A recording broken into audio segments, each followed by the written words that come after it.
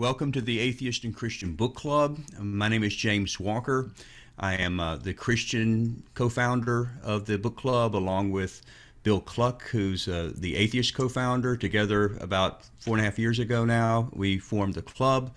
And what we do is we are well, actually, my job at Watchman Fellowship, I'm a Christian apologist. Our ministry, Watchman Fellowship, focuses primarily on interfaith evangelism, trying to have conversations, reach out to those of other worldviews, other religions, including atheists. And that's basically my job. What the book club is, we are a monthly gathering of both believers and skeptics, respectfully discussing important books from both perspectives. So we usually alternate books. We'll do a Christian book one month and an atheist book the next month. And one of the things we're trying to do is kind of get out of our echo chambers so that we're hearing maybe people that we don't necessarily agree with or would normally read. But it gives us a reason and opportunity to get exposed to other ideas. James, we get to hear. Yes, we're not getting our crowd isn't getting any audio. I got a couple of notes from two different participants that aren't getting any audio. Any audio at all? Okay. I'm getting audio. Maybe then just the two people then, because we're getting audio. Okay. All right. So we'll keep going. Hopefully. Sorry about the interruption. I apologize. No problem. But anyway, what we do is we alternate books and go back and forth. I'm looking now to see if our atheist co-founder is with us yet. Is Bill here with us yet? I'm here. I think I see Bill now. Great. Bill, I'm going to throw it to you in just a moment. Before I do, I'd like to have the privilege of introducing our guest author today. Our special guest author this month is Dr. Alan Lightman. He's a physicist. He's really seems to be kind of a Renaissance man. He does everything. He's a physicist, a novelist, an essayist, an educator. He received his AB degree in physics from Princeton University and his PhD in theoretical physics from California Institute of Technology. He currently, though, is professor of the practice of the humanities at MIT. So you usually kind of think of those things don't fit together. You got the hard sciences over here, and then you have the humanities over there. But I don't know if you're both left brain and right brain. You're ambidextrous, and when it comes to brain hemispheres, I don't know exactly what's happening with you on that. But bottom line is, it's kind of cool when you have this interdisciplinary thing going, and you can. In the book that we're looking at, you're kind of bringing both in to the conversation. I love it, and we're going to be discussing that book, your latest book, I believe, Probable Impossibilities, Musings on Beginnings and Endings. And even the title of your book is something like an apparent paradox, and we're going to get into that. We're going to talk about that in just a moment. Before we pitch over, and I want to have our co-founder, I know Bill has some great questions he wants to ask you and talk with you about, but I just kind of wanted to clarify something at the very beginning with you, Alan. First of all, welcome to the club. Thank you. Nice to be here. You were talking about whether I was using my right brain or my left brain. I'm happy to have a brain at all. Well, I'm with you on that, brother. Well, I was watching a video conversation you had with Jenna Levin. You might remember at the Harvard bookstore, for the Harvard bookstore. And she said that she felt like in this book that we're looking at today, the Probable Impossibilities, that you kind of more clearly than any of your earlier writings kind of came out as atheist, maybe in a more direct way or something. But part of your answer is you said that you consider yourself to be a spiritual person. And then you further elaborated that you also, though, consider yourself to be a materialist, saying we are all atoms and molecules with no ethereal essences. I guess no spiritual component, no non-tangible, non-physical component to it. So you come across to me mostly as atheist, but I can see what she's talking about. There does seem to be a spiritual element in what you were talking about in that. So let me just first of all say, would you better self-identify as atheist or agnostic or as something else? I'm closer to an agnostic. I would not identify as an atheist. I guess if you had a spectrum with believers on one end of the spectrum and agnostics in the middle and atheists on the other end, I'd be sort of halfway between agnostic and atheist. But Okay.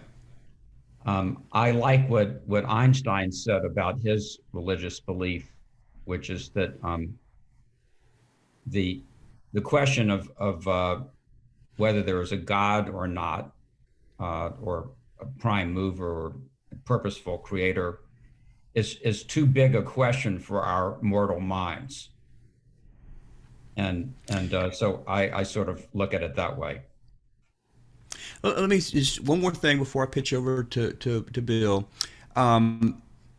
How would you kind of could you talk for just a second about the application of spirituality as experienced apart from the idea of God or the supernatural? Because, like you said, you would consider yourself to be spiritual, but that doesn't mean that you believe in the supernatural or God necessarily. Right. I consider myself to be what I call a spiritual materialist, and the material part of that is that I think that the world is made of atoms and molecules, and that's all there is. But the spiritual part is that we all have experiences where we feel connected to something larger than ourselves. We feel part of something larger than ourselves. We have an appreciation of beauty. And that's what spirituality is for me. And that may or may not involve God or belief in God. But that's, we have these transcendent experiences where we feel connected to things larger than ourselves. So that's. And you discussed some of that in the book as well. I do. So that's what I mean by spirituality. That's my definition of spirituality. And I think that one can have such belief and at the same time believe that the world is made out of atoms and molecules. So that's why I call myself a spiritual materialist. Okay, well, maybe it's not a complete paradox. So let me pitch over to Bill. About 4.5 years ago, Bill and I started, we were friends already, and we had some interesting discussions over at the Metroplex Atheist weekly fellowship with some of the other atheists over there. And out of those year-long meetings, we decided that we wanted to do something else, and we started. Bill is a former Christian, now atheist, and so Bill, you got some questions for Dr. Lightman? Yeah, first of all, I'd like to thank Dan for recommending this book, Alan's book. When I first saw it, I thought, oh my gosh, another esoteric book by an intellectual physicist. This is going to be so dry, but wow, it just blew me away, Alan. It's a great book. Well, thank you, Bill. And I enjoyed your interview with Jenna Levine, who said a quote, but I'm going to say it again because it's so remarkable. Here's on page, if you have the book, it's page 5. Less certain but supported by compelling calculations are the infinities, the infinity of the small and the infinity of the large, the unending world of ever smaller things within the atom and the unending world of even larger things beyond our telescopes. Between these two endpoints of the imagination are we human beings, fragile and brief, clutching our thin slice of reality. Isn't that like profound, guys? I mean, that sounds like scripture or something. So yeah, Jenna read that. And by the way, you got a fan. Could she be any more obsequious? I mean, this girl just, it reminds me of John the Baptist and Jesus, where it's like something greater than me is here. And Jenna is just brilliant and beautiful and one of the best speakers I've ever heard. But what's so unique is both of you have a way of making complex, complicated, scientific, theories which are hard to understand, making it easy for us lay people to understand. Wouldn't you say? Well, Jana is brilliant, and she's written a number of books herself. She's a physicist at Columbia, and it's very interesting. It's wonderful to hear her talk. So, oh gosh, you guys both are great. You guys got to go on tour or something. I mean, you guys are a force of nature.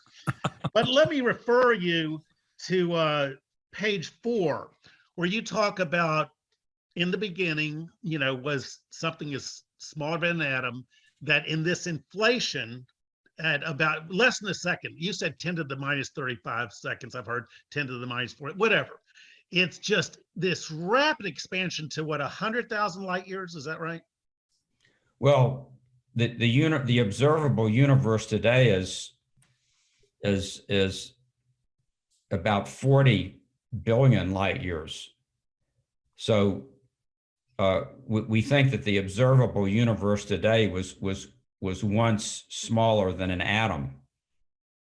And then this process that you mentioned called inflation took place for a brief period of time, and this atom expanded in size exponentially to become the universe that we have today. We cosmologists talk about the observable universe rather than the universe itself. The universe might be infinite in extent, but we can only see a finite portion of it because we know the universe is about 14 billion years old. And that means that there are distant things in the universe that are so far away that there hasn't been time for light to have traveled from there to here since the Big Bang. So each day we can see a little bit more of the universe. There's been a little bit more time for light to have traveled from there to here. But at any given moment, there's an outward edge that we can't see beyond because there hasn't been time for light to have traveled from there to here. But how do we get in a millisecond an expansion to this unbelievable distance? Well, that's the way that exponentials work. Okay. I mean, you can say that if you have, an atom, how can you get so many atoms to stretch across an inch? It's what's expanding actually in the early universe is space itself. Okay. Yeah, I remember Jenna said that. Yeah. It's space that's expanding. Mm-hmm. Okay, another thing, hydrogen and helium formed in the intense hot universe, but later the way we get us is you need heavier elements like carbon, iron, and so forth, and that comes from a couple supernova explosions. Yeah, so how do we know that? Yes. Well, first of all, we know that the early universe, and we're talking about the first minute or less, could not produce atoms heavier than hydrogen and helium because we have a very good theory for describing the early universe. It's been confirmed in various ways. And we can calculate that as the universe is expanding in the first minute, that it's thinning out too rapidly for heavier atoms to form. You've got neutrons and protons and electrons whizzing around, and they have to stick together to form atoms. But if the universe is thinning out rapidly enough, the particles are moving away from each other too rapidly to stick together. So we formed only hydrogen. When I say we, I mean the universe formed only hydrogen and helium, the two smallest atoms, in the first minute. We believe that all the heavier elements were formed in the nuclear reactions at the centers of stars. And we know that because by looking at the colors of stars, we can tell what chemical elements are inside of them. And we see the telltale colors of carbon and oxygen and silicon. And we also see stars exploding. It's called a supernova, which you mentioned. And and not all stars explode, just stars that are heavier than about 10 times the mass of our sun. And when a massive star explodes, and we've seen them in our telescope exploding, they spew out all of their material into space. And some of that material contains the heavier elements like oxygen and carbon and silicon, magnesium. And those heavy elements sort of seed outer space. And much later, the gas clouds that contain those heavier elements, they condense due to their own gravity and form solar systems and planets. And out of that, eventually life was produced. So that's the story that we have for our origins. And we have really excellent scientific evidence that that's a correct story. It's pretty mind-boggling. But I mean, one thing that it means, which boggles my mind every time I think of it, is that if you could label each one of the atoms in your body, put your social security number on it or something like that, and track it backwards in time,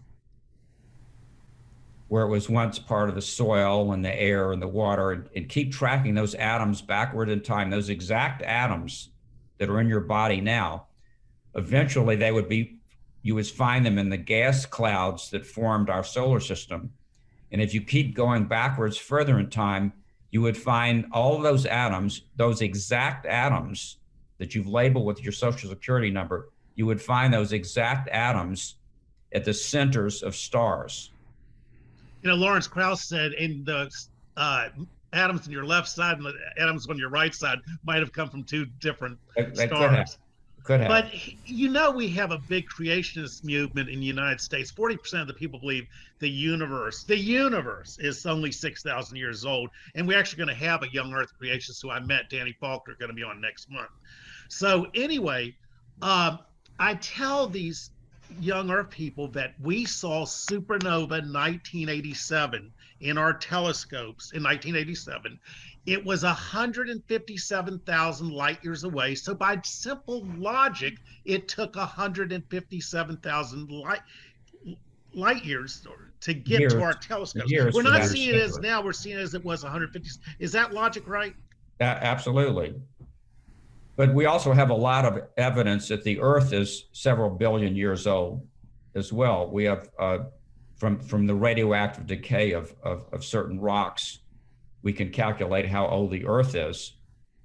And there's a great deal of scientific evidence. I saw you had the picture of Darwin on your screensaver at the beginning. There's a lot of scientific evidence that says that our Earth is much, much older than 6,000 years. Right, the uranium-232 and the thorium that we still have. So. Right. Okay, one more.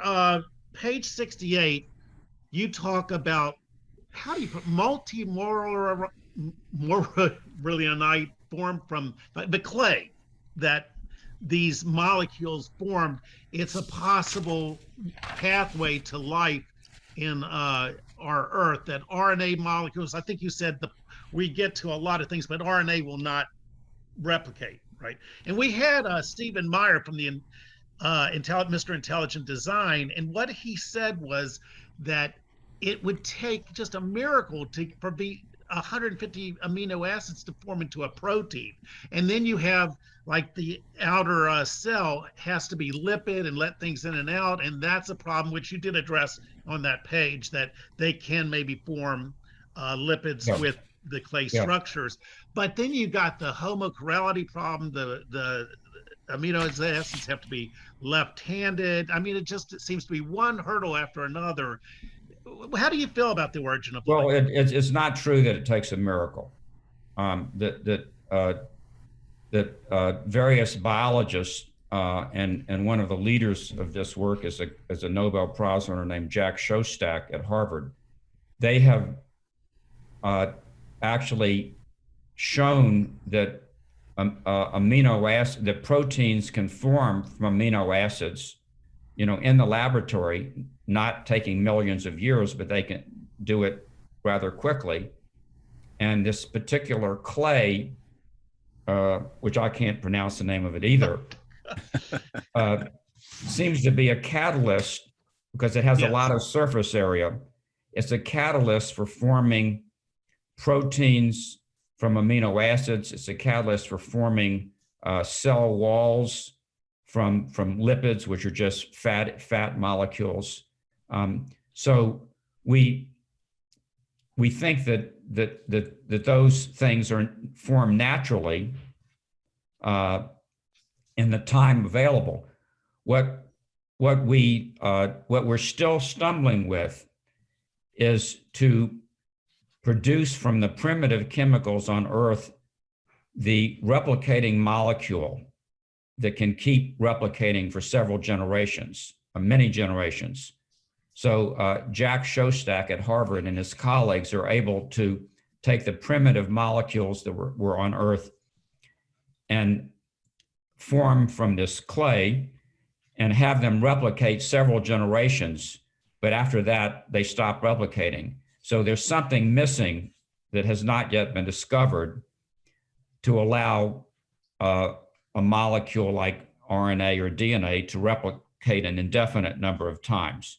But practically all biologists think that we will be able to do that at some point in the future. That is, we will be able to take the primitive chemicals, the chemicals that were present in the primitive Earth, and be able to use those in the laboratory, put those together to create a living organism. There are very few biologists who doubt that that's possible. It's just a question of when it's going to happen. And in the view of biologists, and I would say most modern scientists, there were no miracles required. It's just basic physics, chemistry, and biology. Well, thanks, Alex, for helping my faith here. Dr. Lightman. One last thing, and then I'll be Okay. done. The British, this is on page 84. I thought this was a cool insight.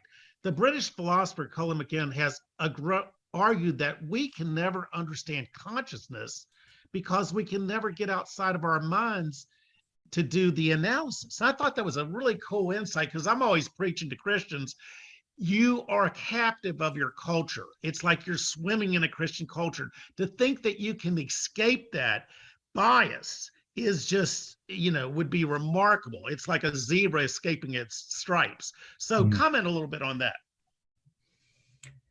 Well, so Colin McGuinn, who's a well-known British philosopher, was talking about the nature of consciousness, which is something that we still don't understand.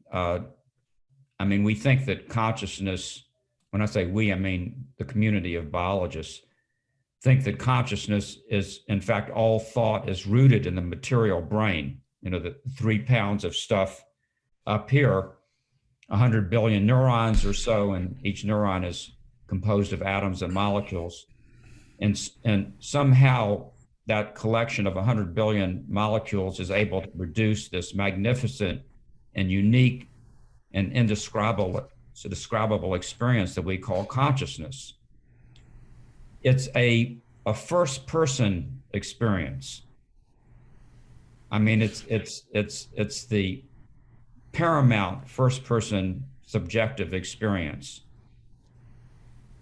And Right. what Colin McGuinn was saying in that quote is that it's very hard when you talk about the brain and you talk about the neurons and the electrical and chemical exchanges between neurons, you're talking about a third person thing. Here's you and you're talking about this object, this 3 pounds of stuff sitting on the table.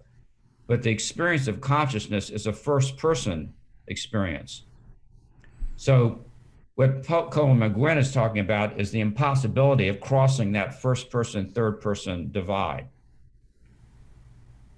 Let me follow up on that if I could for just a second. You did, I thought this was an interesting thing as you talked about the human consciousness, kind of exploring that mystery. And this come up several times before in our book club. We've had talks about that. But you seem to describe consciousness as I think you called it a sensation that's caused by certain brain chemistry and synapse electrical activity, like you said, in the 3 pounds of mass between our ears. Do you believe that the human brain secretes consciousness in a similar manner to the way the human liver secretes bile? No. Okay, so in what way is it different? I don't think it's a secretion. Manufactures or produces? I don't think it's a substance. I think that it's the sensation. An effect, maybe. I think it's a result of neurons communicating with each other. That although we don't understand consciousness, there's something that we do understand that's related to consciousness, which is attention. And attention means out of the zillions of signals, of sensory signals that are constantly bombarding you through your eyes, your ears, your nose, and being transmitted to the brain, how is it that you pay attention to some and ignore others? You know, out of the zillions of signals, why do you pay attention to a knock at the door and ignore the leaking faucet in the kitchen? My wife would say that was selective inattention. Yes. Right. There's a lot we could say about that, but we won't go down that path right now. So there's a neuroscientist at MIT who has studied this. In fact, many neuroscientists have studied this, but I know one particular guy who studied this, Robert Desimone. And what he has found is he's done experiments where he presents different images to a subject, and he's able to tell which ones they're paying attention to and which ones they're not. And he also knows which parts of the brain are firing when they're paying attention to one set of impulses and not another. And what he's found is that when we are paying attention to something, that the group of neurons in that part of the brain start firing in synchrony. For example, when we're paying attention to a face, there's a particular part of the brain that recognizes faces. You know, just a certain group of neurons that specialize in face recognition. And when we are paying attention to a face, those neurons fire in synchrony, whereas the neurons in the other parts of the brain are sort of firing randomly like Christmas tree lights. So that's a clue. That doesn't explain consciousness, but it's related to consciousness. It's sort of a physical manifestation in the brain of what happens when we have the sensation of paying attention to something. Well, I've got a follow-up question on that, but before I go to that, just to let everybody know, I know that a lot of other people have questions. Ken Daniels, I know you've got one that you'd like to ask, and several others. But we were going to do that. If you will just text your question so that Brady and Daniel can see that, then they will call you up at the right time, and then you can unmute your microphone. And so we'll go to that right after this little follow-up question here for the other club members. But kind of on a related issue on the consciousness, an earlier book that we did in the book club was Free Will by Sam Harris. He argued that free will is at least on some level an illusion. Do you believe that humans have free will, or is agency on some level just a sensation, or maybe even an illusion generated by consciousness? Well, being a materialist, I believe, first of all, the brain is material, and I believe in cause and effect relationships. So, you know, neuron A sends a signal to neuron B receives it and sends a signal to neuron C in a causal chain. Of course, the brain is constantly receiving lots of input from the outside world, which is constantly altering your brain state. So looking at it that way, which is the way that I look at it, we really don't have free will. If you had a giant computer that could receive the data from every neuron in your brain and know exactly what condition it was in, and you also were able to let's make it simple. Let's say you go into an isolation tank, so there's no stimulation from the outside world. And I've been into isolation tanks, and I recommend it to everybody for just for an experiment. So let's say you go into an isolation tank. So we're excluding all input from the outside world. Then I think that if you load it into a giant computer, the condition of every single neuron in your brain, that in principle, it would be able to predict the next thought that you have. However, we know that there's a lot of unconscious activity that takes place in the brain, a huge amount of unconscious activity, and that has been documented. So the brain is constantly doing things that our conscious mind is not aware of. And so you could have the impression of free will, of having made a decision completely arbitrarily, let's say, when actually there were things happening in your unconscious mind that led to that decision or led to that thought. But we would agree the sensation of free will is pretty much ubiquitous. Yes. So we have the sensation of free will all the time, but it could be, and by free will I mean that you can make an arbitrary decision to go to walk down path A or path B. You can do it arbitrarily. You can suddenly decide, quote, on the spur of the moment to walk down path A and not path B. But I believe that your unconscious mind, which is having millions and millions of interactions per second that you're totally unaware of, could be determining whether you're going down path A or path B. And I think that's the sense in which Sam Harris, that's the sense in which he meant that our free will is an illusion. Yeah, I assume that you probably would concur, but I like the way you've kind of filled in the reasons why that you would hold to that. So appreciate that. So, hey, Brady or Daniel, do we have any other club members? I think, Dan, did you have a question? Yeah, you want to I have. First? I don't want to hog time. I share Dr. Lightman. I share, Alan, your love of humanities. I wrote a book, The Story of the Cosmos, that is an interdisciplinary approach of the universe from a Christian perspective. But we have literary scholars and we have historians. We have an art historian. And I like that you were sensitive to, you brought Milton into your argument in the chapter about the modern Prometheus. And it got me to thinking about the idea of the poet. With Shakespeare's arrangement of words, we have Hamlet and Macbeth. And with Milton's arrangement of words, with syntax and meter, and all of the things that go into a wonderful lyrical poem, we have these characters from the ancient world and from the medieval time. With Homer, you have, in his meter and rhyme, you have Odysseus and you have Troy, and you have all these wonderful things that are put together by the syntax and the careful selection of words from the poet.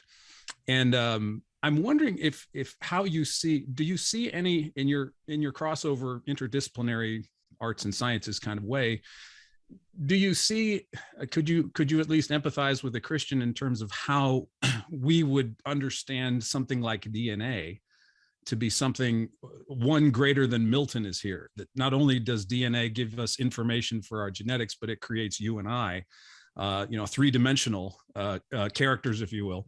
Can you at least, I'm sure you understand why Christians look at human beings and DNA and things as design. Are you at least sympathetic to that perspective of God as an author creating people, in other words? I'm certainly sympathetic. I don't think that that science can either prove or disprove the existence of God. And I don't think that religion can either. I think we take God on faith.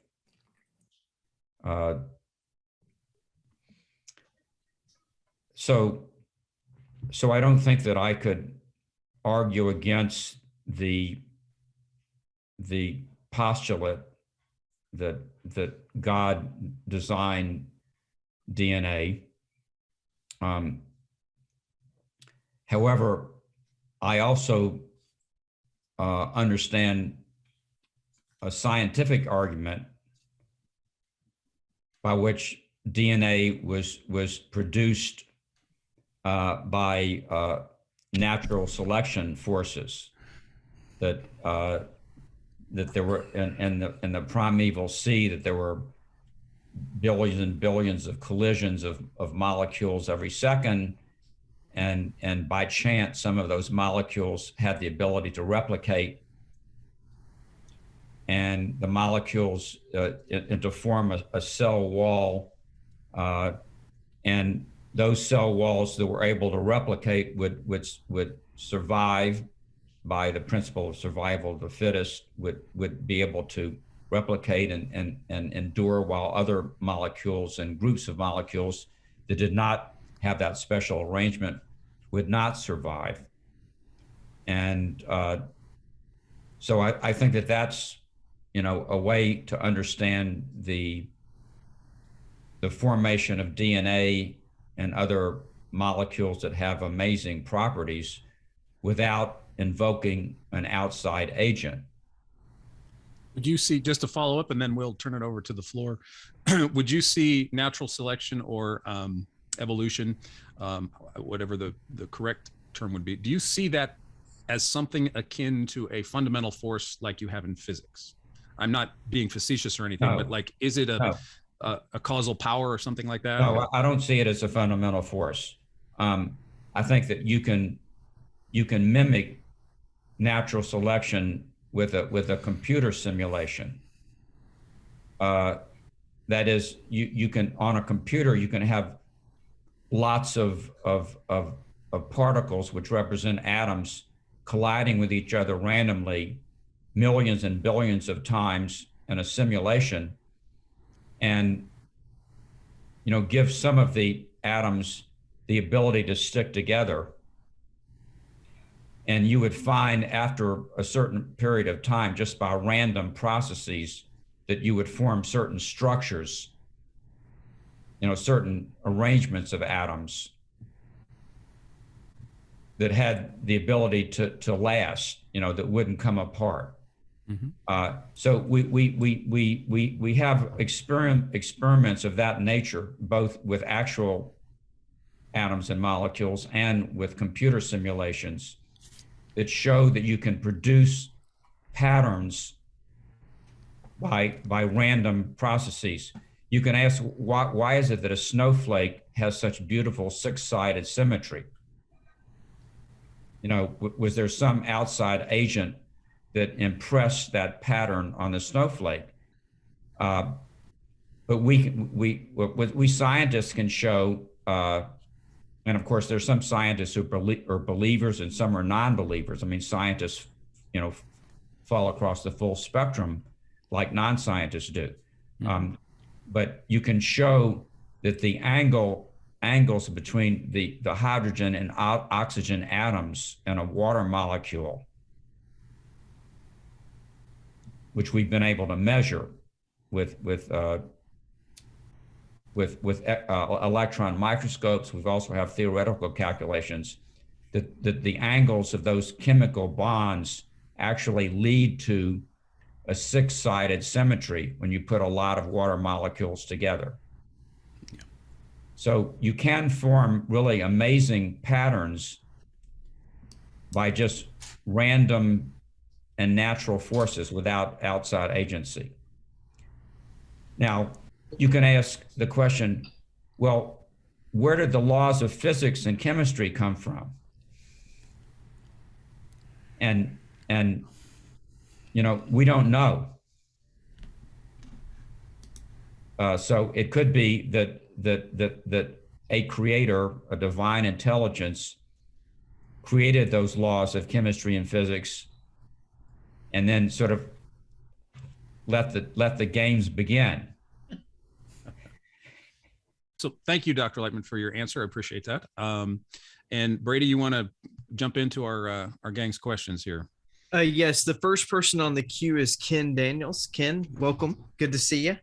So thank you, Dr. Lightman, for appearing on our humble little show or group. And I don't know how James was able to, or Daniel was able to twist your arm to join us, but I called him. I just called him. I picked up the excellent. phone and I went to his website and I called him. He was amazing. I was shocked. It was the second most shocking phone call I've ever received at home.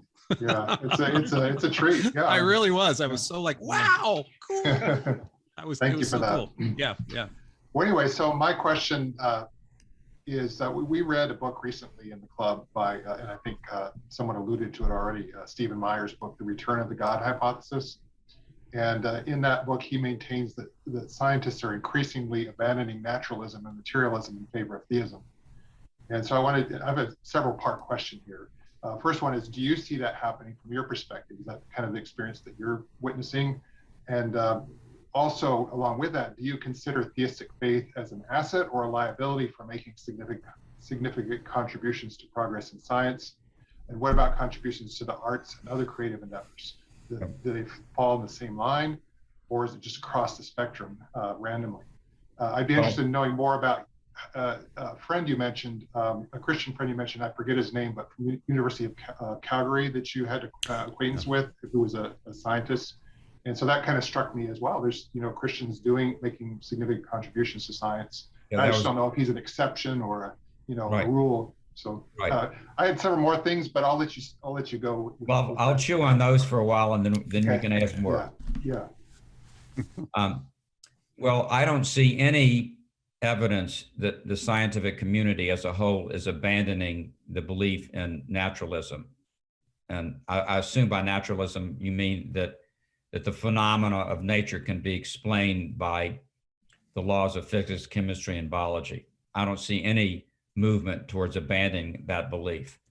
There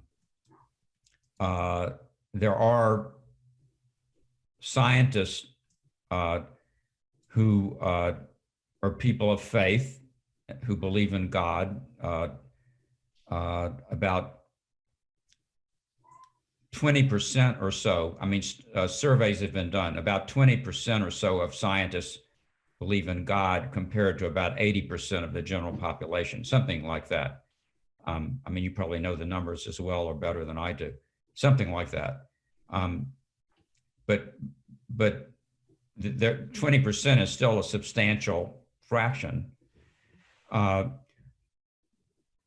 Almost every scientist that I know who is a believer in God has kind of a deistic view of God, either that God is synonymous with the natural world, or that God created the universe but then stepped back and let the laws that God created run the rest of the universe. In other words, did not perform further miracles. Now,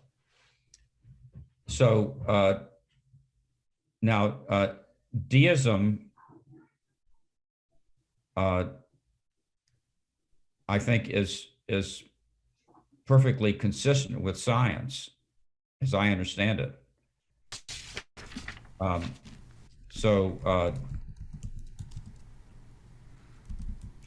think that all scientists could, in principle, be deists.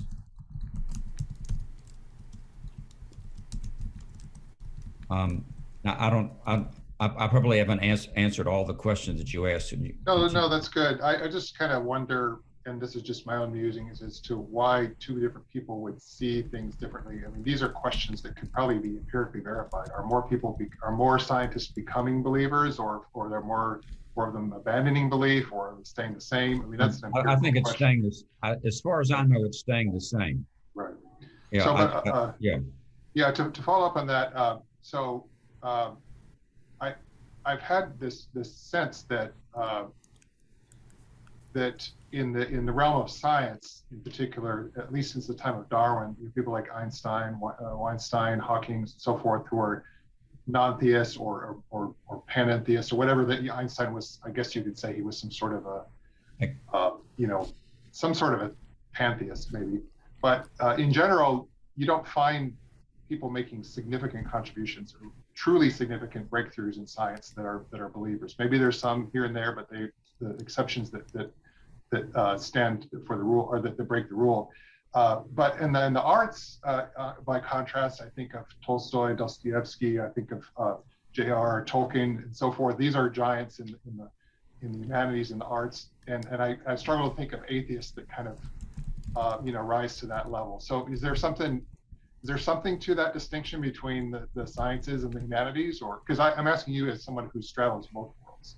Yeah, I do think that there's something to that distinction. I think it's a good observation on your part. I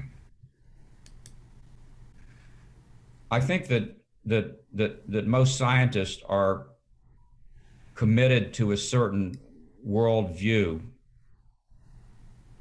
in which we believe that every effect has a cause, and we believe that all the phenomena in the universe, in the physical universe, can ultimately be understood in terms of what we call the laws of nature, the laws of physics, chemistry, and biology, and that human beings are ultimately capable of understanding those laws. We don't know all the laws now. We have better and better approximations as time goes on. And I think that non-scientists, if I can use the word non-scientists instead of humanists, you know, they're closely related, but not exactly the same. I think non-scientists don't have that same commitment to a fully causal world.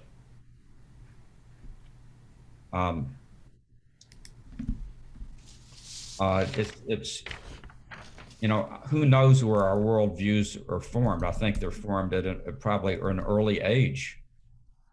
The way that we think the universe is put together and the way that we fit into the universe. Your acquaintance from the University of Calgary, and forgive me, I forgot. That was Don Page. So do you think he just managed to compartmentalize, and even though he had Christian commitments, he was able to operate as a deist, or what? How did he bridge that gap? Well, Don Page is a good example of someone who, he's a very, very fine scientist, and he's made important contributions, not on the level of Einstein or Hawking, but very important. And he's also a very strong believer.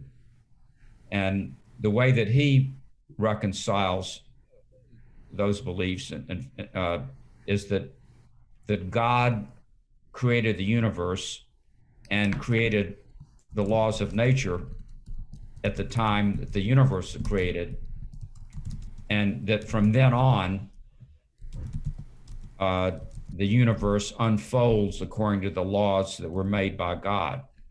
And of course, there's no conflict with science if you have that belief, because we don't really know how the universe was created. And if you believe that God created the universe, there's really no way that anybody can prove you wrong in that belief. There are a small number of scientists, and Don Page is not one of them. I don't know whether I mentioned them in this book or not, who believe that the laws of nature hold most of the time, but occasionally God intervenes in the physical world and performs a miracle. There's a nuclear physicist at MIT named Ian Hutchinson who has this belief, and there's a Harvard astronomer named Owen Gingerich that some of you may have encountered who has this belief, and there are probably other scientists as well.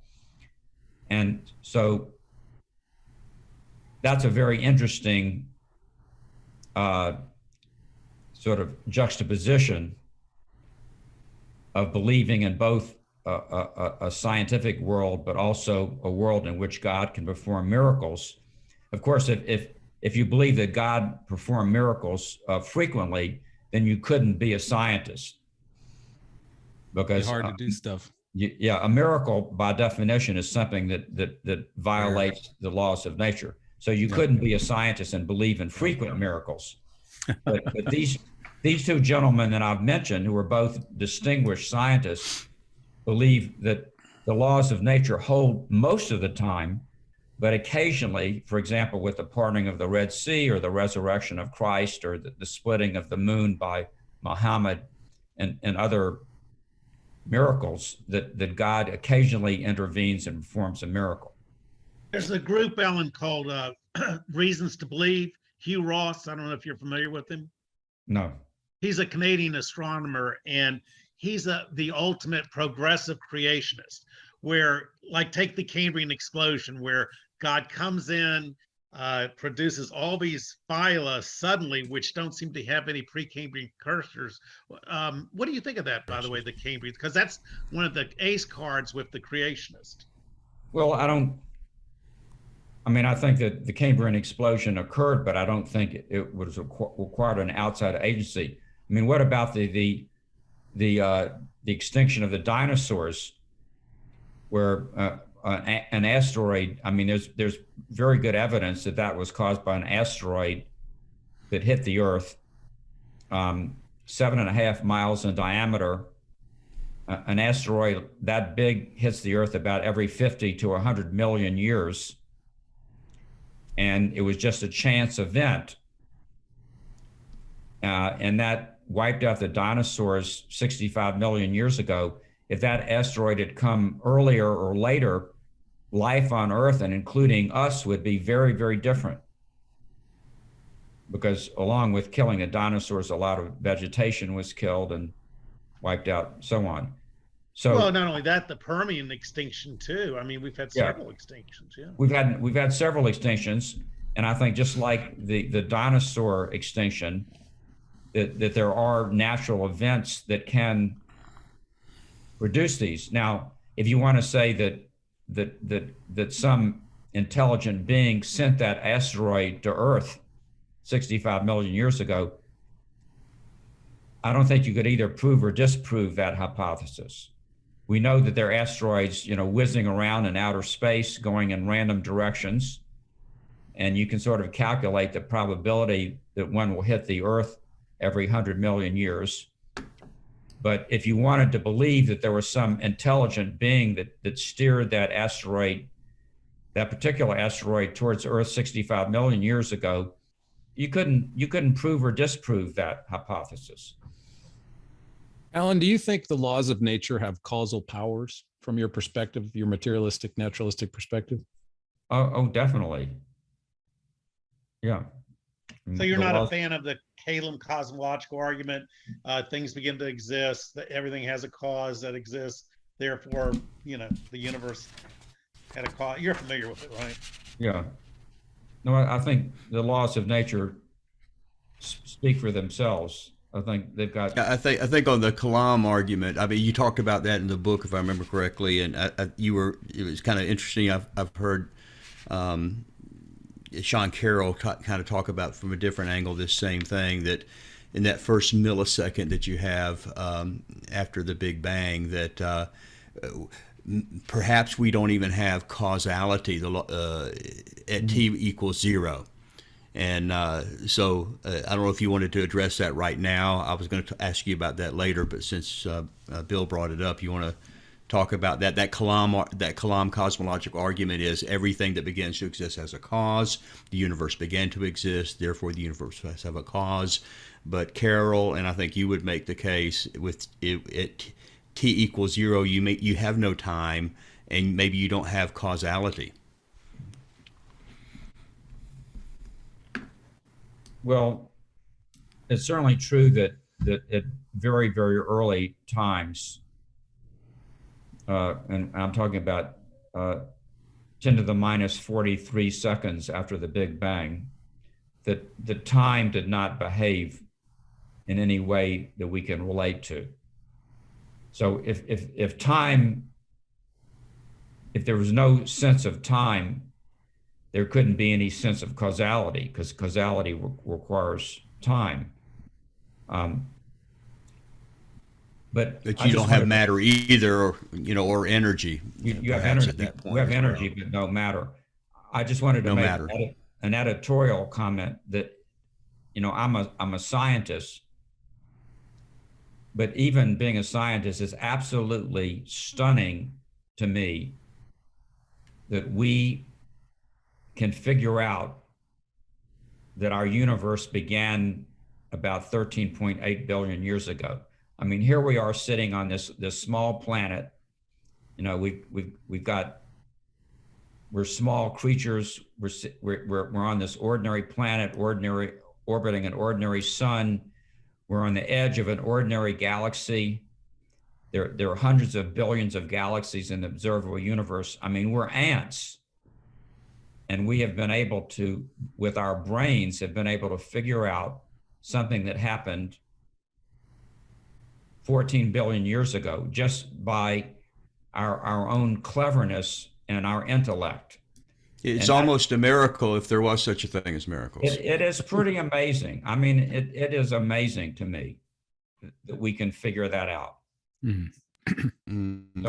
even adding to that the idea that the immaterial, from the singularity, becomes conscious and alive and has thoughts, or the illusion of thoughts, and then can extrapolate back on something so far in the distant past, and it really is remarkable. It is. I mean, that's miracle enough for me.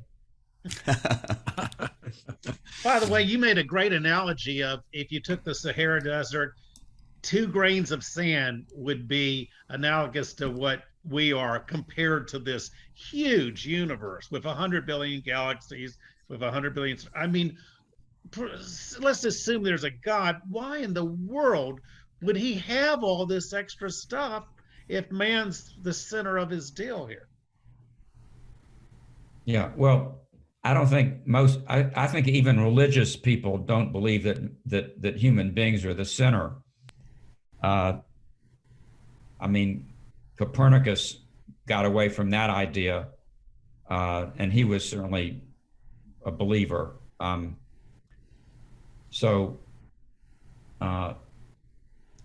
don't know why there's so much inanimate matter in the cosmos compared to the animate matter. I don't. It just we've had another guest. We've had another guest in a previous book that made a huge deal out of the universe is way too big for God to exist, and we were with that author trying to quantify how big could the universe be in order to allow for a God. Yeah, I think that those kinds of arguments are barking up the wrong tree.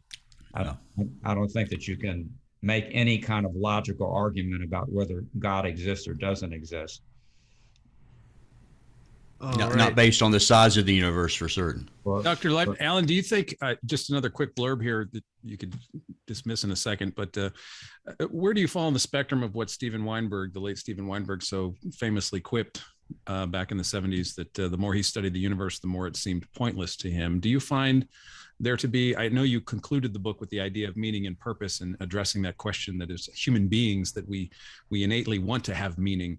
Do you share Dr. Weinberg's sentiments on the purposelessness, the apparent purposelessness of the universe, or do you think there is a kind of, I have lack of a better word, some kind of ultimate reason or meaning why it's all here?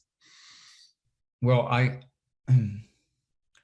don't believe that there's a cosmic meaning or purpose. I think that each one of us has to find our own meaning and purpose in our lives. But, we are part of the universe. And so I think that the meaning that each one of us finds is valuable. But it is subjective rather than objective, and It somewhat is subjective. existential. I believe that it is subjective. Yes, that's right. Yeah, that's good. Thank you. I'm sorry I just keep jumping in. No, I'm sorry. don't worry. We're about to go ahead to Q. I wanted to ask you one quick question though, just for clarification. Alan, would you say that the only way that we can know things is through the scientific disciplines? No, I do not believe that.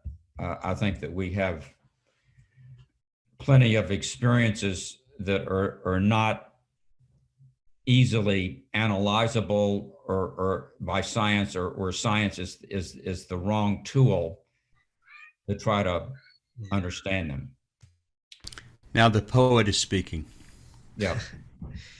So that, and I guess that would probably fall back into the whole consciousness type issue then. Would that be a fair way to kind of frame it? Yes, I would say so. I mean, I can relate a particular experience that I had with, and I'm sure that everybody here has had experiences like it. But a few years ago, I was out in a boat on the ocean very late at night, and I was the only boat out on the ocean that I could see. I was near an island, and it was after midnight and very clear sky. I turned off the engine of the boat and lay down and just looked up at the stars. And after a few moments, I felt like I was falling into infinity. I lost all track of my body, all track of time. I felt like I was merging with the heavens. And Wow. It was what I call a transcendent experience, and I think probably all of you have had transcendent experiences. And I believe, getting to your question, I think that you could have hooked up every neuron of my brain to a giant computer and read out all of the electrical signals from all 100 billion neurons, and you would not have understood, still not have understood the feeling that I had. That's good. Thank you for that. Michael, if you would go ahead and unmute, and you're free to ask your question. Okay. Welcome, Alan. It's really a privilege to speak to you. Michael. I'll try not to show my bias against science people as a former professor in the arts. Okay, so I'll try. It's very tempting to blast you as best I can and be really mean and nasty, since you're not on my tenure and promotion committee. So, but I will try to refrain. Excuse me, sorry. I figured you'd like that. A lot of different things to say. I've talked to a lot of my science brethren over the years as a former professor. I just find oftentimes my dear science friends flip-flop around on things. If you know what I'm saying. I mean, let me just go ahead and stick to my question, since that's what I should be doing here. Really a treat to speak to you, by the way. I do want to make that clear. Yeah, I'd like to know how Einstein and you know that God is not knowable. So that's based on what? We don't know. Okay, you're saying that as a pronouncement, and I respect the fact you're at MIT and you're a heck of a lot smarter than me. I'm just a dumb old clarinet player, but you saying that doesn't have any force for me. Well, so why? Am I saying what? Why? Am I saying No, what? you're pronouncing it. Tell me why you know I can't know God exists.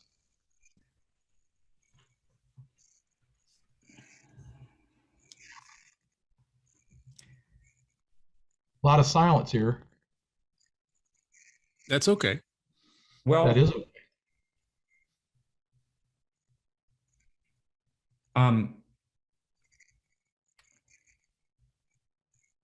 If you could, I wouldn't. Let me put it this way. I would not rule out the possibility that you could prevent some evidence of God, of the existence of God, that would convince me that God exists. Okay, so you're adjusting your comment from earlier then, right? I would say that is an adjustment, yes. Okay, thank you. I appreciate your honesty. Thank you. Well, Alan, you've heard the fine-tuning arguments, and I've read several atheists have said, man, those are some strong arguments, like the gravitational constant, the expansion rate of the universe has to be just right or it collapses. If it's too slow, if it's too fast, it, doesn't coalesce. The mass of the electron. You're familiar, I'm sure, with fine tuning, right? Yeah, yeah. What do you think of it? Well, does everybody here know what the fine-tuning argument is? Most of us Probably, do. but it wouldn't hurt if you just gave a brief definition for us, Okay. Alan. Well, and starting in the 1960s, astronomers and physicists began noticing that there were certain parameters of the universe that were very delicately balanced. And if they had been either larger or smaller, when I say a parameter like the speed of light, the mass of an electron, the strength of the nuclear force, and so on, if they were a little larger or a little smaller, life could not have ever existed in the universe. Not only life like us, but any kind of life. You don't get the periodic table. Yeah, you don't get anything.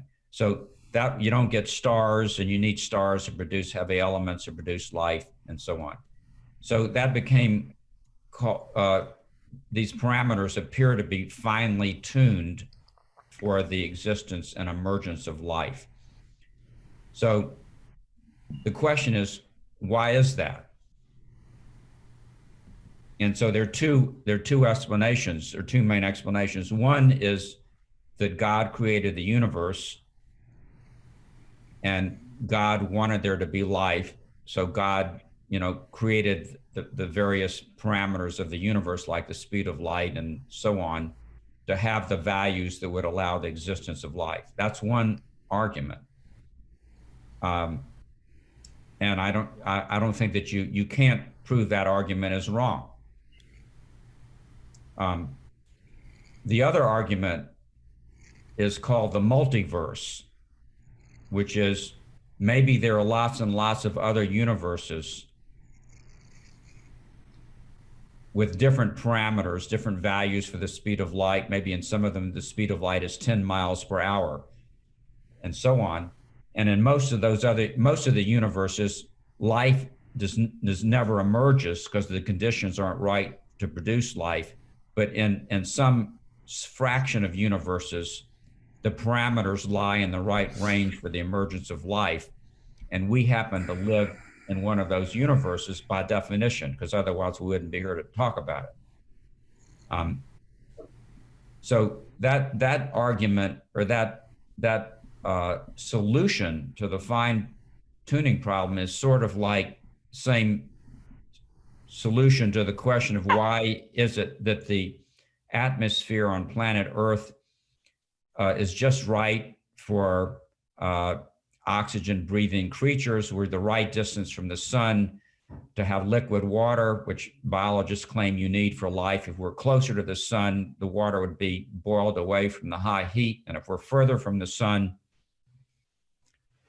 water would freeze. So why is it that Earth has all of these nice properties to allow the existence of life? And the answer to that question is that, well, actually, there are lots and lots of other planets, and many of them are too close to their parent sun, many of them too far, and only a small fraction of planets are the right distance from the central star, have the right atmospheres, and so on, to allow the emergence of life. So that's sort of like the multiverse argument answer for Earth and the solar system. So if you have trillions of universes, then there's a possibility that you get, or in this case, probability. You're dealing with impossible probabilities, or so you get one right. So now let me ask you. This has come up before in the book club on what you just said. Was the whole multiverse? And there's different multiverse theories we've talked about, but was multiverse theory largely an ad hoc explanation simply to address the issue? Issue? Great question. No, it was not simply an ad hoc solution, a non-religious solution to the fine-tuning problem. We actually have some leading theories of physics string theory being one, that actually predict all of these other universes. Now, we can't ever test those theories, unfortunately, because we really, isn't that terrible? yeah. We even though those theories predict the existence of lots of other universes, we can't ever test them, those predictions, because by definition, we can't get outside of our universe, and universes by definition are not in communication with each other. So, you can say, well, if you can't test it, maybe it's not really science, maybe it's philosophy. So that's sort of the predicament that we're in. But there may be a way to test it at one. I mean, we see no possible way right now, but that doesn't mean that a way of testing might not manifest in the maybe future. Sometime in the future, something will happen, and we'll have these different universes will collide with each other or something. One of our guest authors last year was Lawrence Krauss, and he said that one of the problems with string theory was that you have to assume, I think he said, about a dozen other dimensions for it to work. Yeah. Is that right? Yeah, that's true. One of the other problems with it. Alan, But it was not simply created as a way of addressing the apparent fine-tuning. No, it was not created just to address the fine-tuning, which it's a very good question that you asked, and the answer is important. Okay. Alan, you talk a little bit about we've been talking about the Big Bang, the beginning, the origin, the evolutionary development of the universe, of stars being the chemical factories, if you will, for life in the universe as we understand it, or the elements, periodic table and things. Can you, I don't know, in your expertise, maybe you could talk a little bit about population 3 stars and their role. I just read a book by Emma Chapman, who is a population 3 star theorist, looking for these entities. If you're not in the capacity to be able to explain it, that's fine. I was just curious because these things fascinate me. These original stars that we need in order to create the stars that we have today.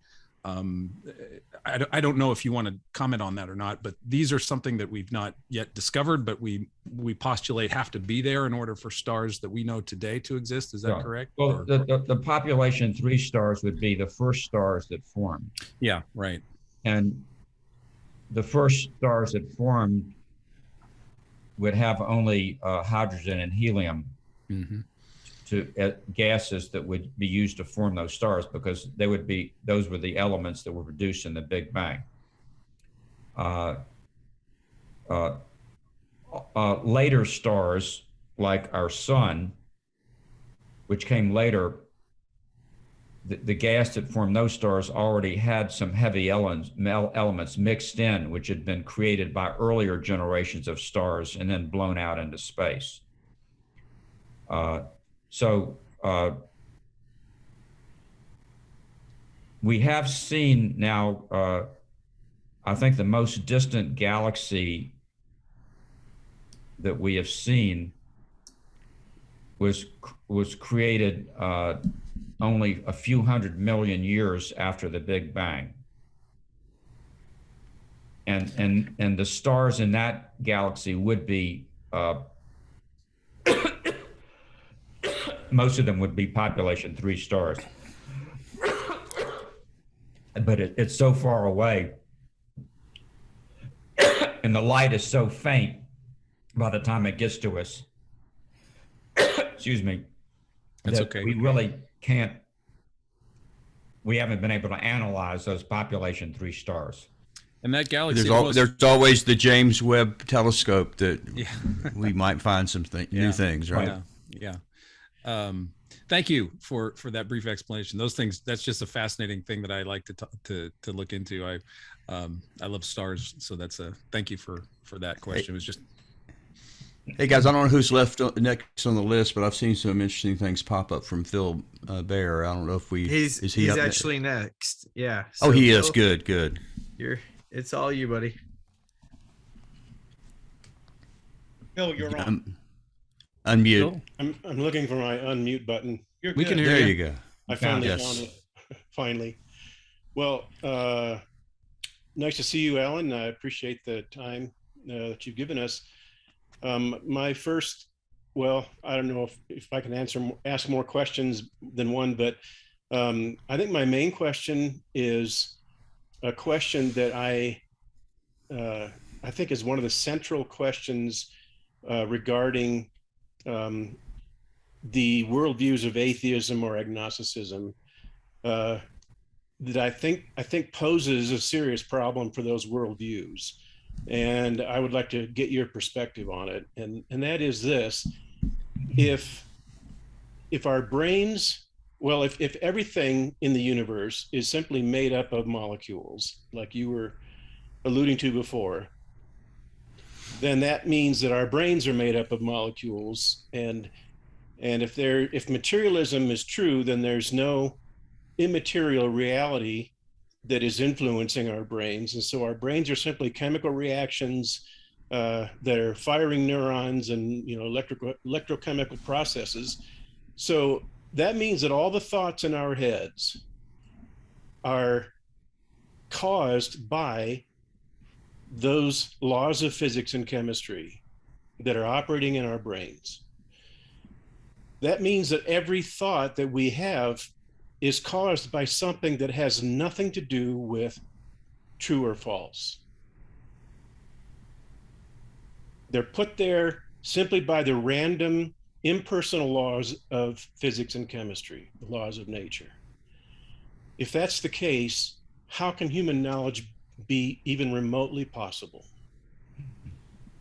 How can we know that any of the thoughts in our heads are true?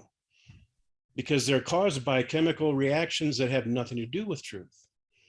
Yeah, you're absolutely right that the chemical reactions have nothing to do with truth.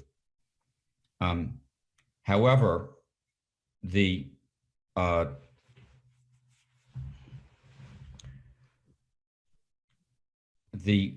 thoughts that we have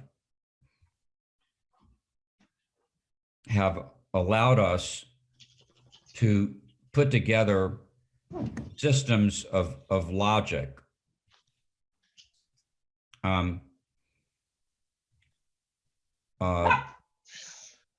which are self-consistent systems of logic.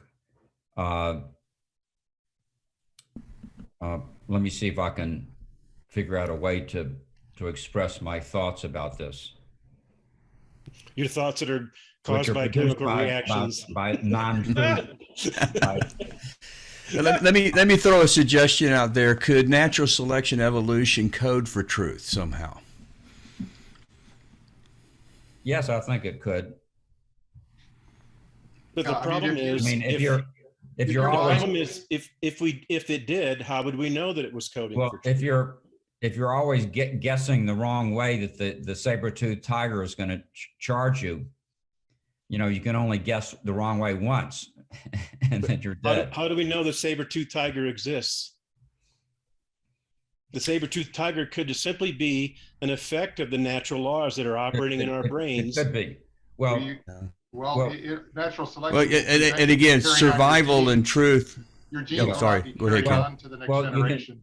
You can start off with a question of how do we know that we exist, and therefore, you know, you go back to Descartes. I think, therefore I am. And I think that that's one of the greatest philosophical tracks there is. It's true. But we would agree that survival and reproduction is not the same as truth per se.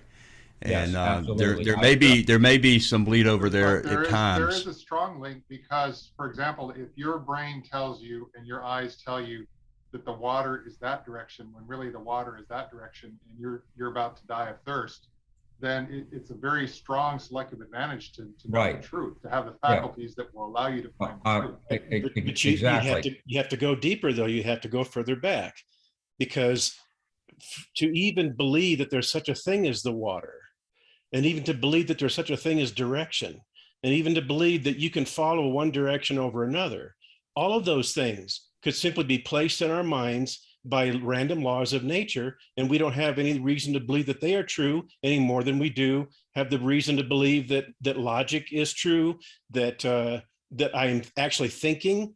I could be deceived into thinking that I'm thinking because of the laws of physics and chemistry that are operating in my brain. Well, you're following now the line of thought of Descartes,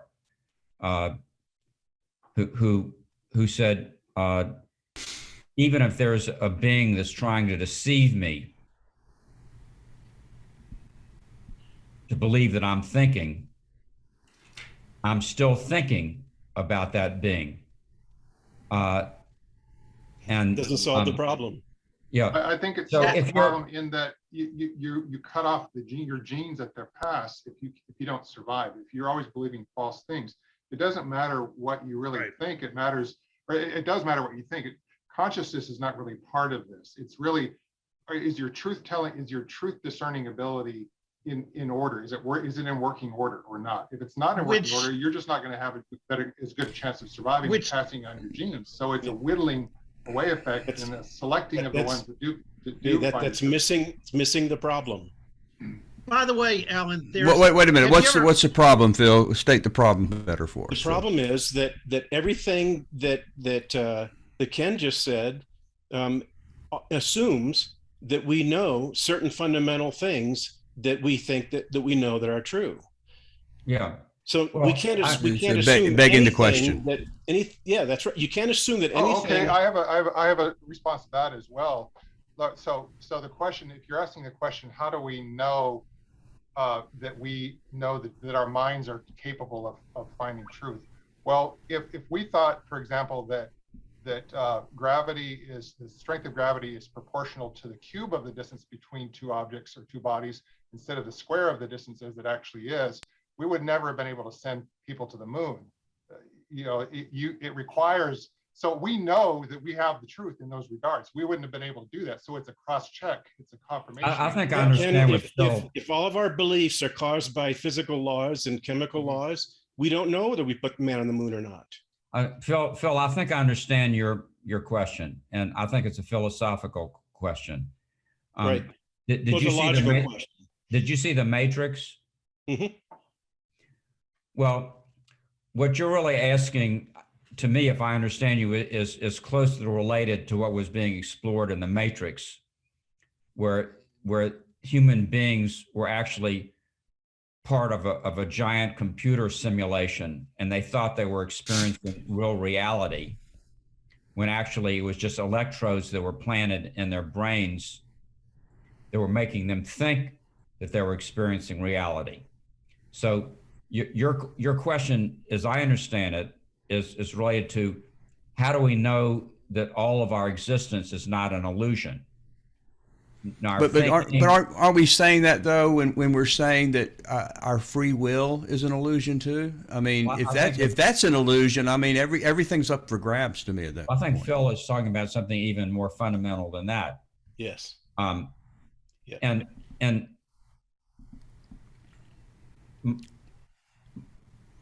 my answer would be, we don't know. Everything could be an illusion. I think you're right about that. What we do know is that starting in childhood, even very young childhood, you can psychologists have looked at how infants form a map of the outside world, and how they decide that there's an inner and an outer. There's something called object permanence, which occurs like at age 1, where an infant learns that an object is still there even when it disappears behind a chair, that it's still there. Yeah. And from a very, very young age, infants begin to create this self-consistent picture of the world. By the way, Alan, are you familiar with? It just goes from there on. And so we have this sort of self-consistent picture of being beings in the world, of there being reality, of there being a real saber-toothed tiger that's chasing us, of having thoughts. I don't think that you can disprove. I don't think that you can disprove the fact that could all be an illusion. Well, back to reality. Are you familiar with Alvin Plantinga's? You talked about the saber-toothed tiger. His argument, the evolutionary argument against naturalism. Are you familiar with that? Well, I know who Alvin Plantinga is. The evolutionary argument against naturalism is that we are evolved to, protect our genes, to replicate our genes, to survive. So if that's the reason that we've evolved and we're here, how in the world can we trust our brain when evolutionary theory says that it's a random chance, that it's, do you see what I'm saying? If we're trusting in the randomness of evolutionary, how in the world can we trust our brains? Does that make sense? No, that's essentially equivalent to the point that I'm making. Good. It just arrives there from a different from a different source. He's pretty famous. So, Alan, what do you think of that argument? Alan Plantinga. Well, yeah, and so Alan, I mean, absolutely, go ahead and comment on that. But do you have an answer for that, Alan? Well, I think that all I can say to that is that we have formed a self-consistent method of truth finding, and science is one of the disciplines that does this, probably the principal discipline. We have formed this self-consistent method of experiment, test, theorizing, test, and it appears to be self-consistent. That is, we know when something fits, we know when it doesn't fit. We know when theories have been proven wrong by violating experiment. And I think that's the best that we can do. We're able to create antibiotics that make us live longer. We can send a person to the moon. We can get pictures coming back from the moon that are consistent with a rocket ship actually landing there. All of that. All of those things can be simply planted in our brains by chemical reactions and natural laws. We have no way of knowing whether or not we can actually interact with the outside world, and we have no way of knowing whether there even is such a thing as the outside world. You're right. And the problem with all this is that if our brains and minds are simply the product, or if our thoughts are simply the product of random chemical reactions and a long series of causes effect that stretch back to back to the beginning, probably. If that's the case, then human knowledge is not only impossible, but science is impossible, because it's impossible for our brains to be able to be sure that what we are observing, or what we think we're observing, is actually real. Yeah. And if that's the case, science is a meaningless parade of incoherent noise at that point. How does that differ from theism? I mean, you're both under the same theoretical impasse. There's no way you could know that you're not being deceived by some bad god, or some evil deity or whatever. I mean, everything's up for grabs if you start to go to that point. I mean, if there's enough interlocking webs of evidence that all point in the same conclusion, yeah, it's theoretically possible we could be brains in a vat and this could all be an illusion. But the more things that you have just random things connecting together to form a picture, then you start to, you have to trust the whole idea of random things connecting doesn't matter. The whole idea of random things connecting together can also be something that that the laws of nature simply placed in our material molecule brains. But how does that? I think what Ken is saying over the theist. I mean, you could be. Yeah, I think what Ken is. Yeah, I think what Ken is asking, Phil, is how does theism help resolve that? It's assuming that there is a omnibenevolent, thinking, rational deity. Does that help resolve that problem somehow? Yes, it does. And if you would like to read my book, you will find out what the answer is. Well, I'm asking it somewhat as a question for those who haven't read your book. So the way that we can navigate this, and I've been working on this a long time, and I don't want to dominate the conversation here, so I'll make this brief. Well, I'm gonna have to sound off in a minute anyway. I'm gonna have to go. Okay, really? yeah, Alan, Oh, I'm sorry. I don't want to take time away from Alan. No, I don't want to do any more talking. It's just that I have to do something else now. I thought this was going to end at 9:30. Yeah. Oh, okay. Well, go ahead. I'm sorry. Yeah. I forgot that little fact that that we talked about that, Alan. So yeah, please, thank you so much for your time. And I just want to, everybody, I'm sure we're so appreciative of your taking tonight to come and speak with our little group. And Very, very grateful. Yeah. And do you have any parting words for us, for the atheists or the Christians, or maybe both together or separate? Any kind of advice, encouragement, or anything you want to share with us, Alan? Well, first of all, I want to thank you for inviting me, and this has been very stimulating for me, and a lot of good comments and questions. So I've learned some things, and I really appreciate that. In terms of parting comments, I mean, we're all human beings. We share a tremendous amount together. There's much more that we have in common that we disagree on, and I think that we need to just listen to each other. We enjoyed listening to you. Thanks for that encouragement. And one other thing, if I could get you just to talk for just a second about, I know we're over our time limit on this, but you have started a foundation in Southeast Asia for women in leadership and encouraging that. Can you tell us just a minute about your what's going on in Cambodia?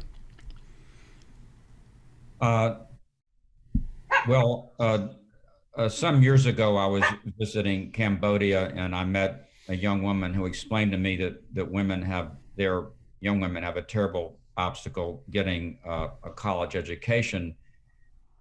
Most of the universities are in the capital city, Phnom Penh, but most of the people live outside of the capital.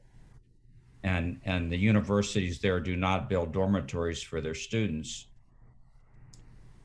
The male students can live free in the Buddhist temples, but the female students cannot. And so for that simple reason of not having a safe place to live, or any place to live in the city, most female students in the country, even very smart ones, were not able to attend university.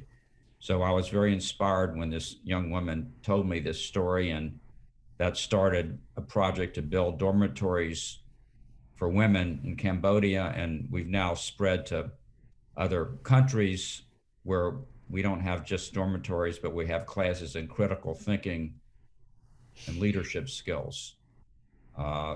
Critical thinking is a rare commodity in Asia, as you probably know. A lot of learning in Asia is rote learning rather than critical thinking. So that's what I've been involved with for the last 15 years, and it's been a great journey for me. So thanks for asking, James. Well, that's certainly a very worthy cause, and there might be some of us or they watch this video later who might want to help get involved in that in some way. Okay. Is there a website or something we could go to? Yes, it's called the Harpswell Foundation, and that's HARPSWELL. Harpswell Foundation. Harpswell Foundation. Okay. Thanks so much, Alan. Appreciate you so much giving you your time, and hope we can do one of your other books in the future. Thank you. I enjoyed it. Thank you, everybody. Thank you. Thanks. Yeah. Well, let me do this, guys. I want to take just a moment to talk to you about what's going to be happening. Did I just mess that up? Let's say share contact. Sorry, everybody. I dropped the ball in the 90 minutes. I do remember talking to him about it now. I just completely forgot. I mean, this was fantastic. I mean, yeah, you did good by getting him, and we're never going to complain about that. So let me do this. Let me see if I can pull up what we're going to be doing on our next book club and make that announcement, and then we can still continue the conversation for a few more moments without our special guest, obviously. So we do have our next book club lined up and ready to go. We're going to have yes, our March book club, which is going to be the 3rd of March. The first Thursday of March is going to be Dr. Danny Faulconer. He holds an MS in physics from I think it was Clemson University, and his MA, and also his PhD in astronomy from Indiana University. For some 28 years, he taught at the University of South Carolina, Lancaster, and he now serves as editor of the Creation Research Society Quarterly, and has published over 100 papers in various journals. And he works as a researcher, author, and speaker for Answers in Genesis. So we're going to be looking at his book, The Created Cosmos. And we've also got some alternative videos that we're lining up. If you don't have time to read, or maybe have time to finish the book, you can watch those videos and be ready to talk about it. When we told Bill, and we always work together with Bill and Ken and other atheists, because we do want this to be our club. It's not the Christian book club in which atheists are invited. It is the Atheist and Christian book club, and we really try to get you guys involved. And I was pleasantly surprised to find out that Bill already knew and had already met Dr. Faulconer, and felt like this would be a great addition to the book club. I met him at Liberty. When I was a Christian, I used to go to these creation conferences. And they had one at Liberty Baptist University when Jerry Falwell was there. So I went and met Danny Faulconer. I said, hey, sign this little thing for Hugh Ross, because they know each other. You can probably they're friends. They're friends. Yeah, they are. And they have a nice, cordial relationship, unlike most young earthers with Hugh Ross. When I was at the conference, they put Hugh Ross's picture on the screen and said, do you want to know who Satan is? This is him. So they're more angry and upset with Hugh Ross than they are atheists, because they don't like the atheists, but they hate Hugh Ross. Yeah. And see, Hugh Ross is a progressive creationist, believes you can fit millions of years into these creation days. And Danny would be probably a 6-day guy, wouldn't he? Creation. Oh yeah, he's I know Danny through my friend Wayne, who hosts our other podcasts, and we've interviewed Danny. I've interviewed Danny twice now, but my friend Wayne knows him personally as a friend. Danny is an excellent scientist. He is so chill about his young Earth. He doesn't mind the pushback, and he's like Dr. Lightman. He's very calm and casual and non-confrontational and super knowledgeable. Whatever you say about his answer on the age question, he knows astronomy and observational astronomy. He's a binary star expert. He is a top-notch scientist. He knows what he's talking about. And I just interviewed him for Good Heavens this week. And I thought while I had him, I could ask him if he wanted to do the book club. And so he's versed in apologetics. I will peel back. Go ahead. Daniel and I, we can pull back the veil a little bit, let you see some of these discussions go. Typically, I would be hesitant to bring in a young Earth, mainly because I think it just adds one more obstacle to the conversation, because now you can't talk about anything. You have to get over the 6,000 years hurdle or anything. But I kind of put it in the same category. Me personally, I'm an inerrantist, but I don't want to talk about that at the book club, because it seems such a big bridge to have to cross over in order to have a conversation. So I'd like to kind of do the opposite. Is anything in the New? Let's start with the question: is anything accurate in the New Testament? Rather than starting with, we have to agree that everything is accurate in the New Testament or in the Bible. So that's anyway.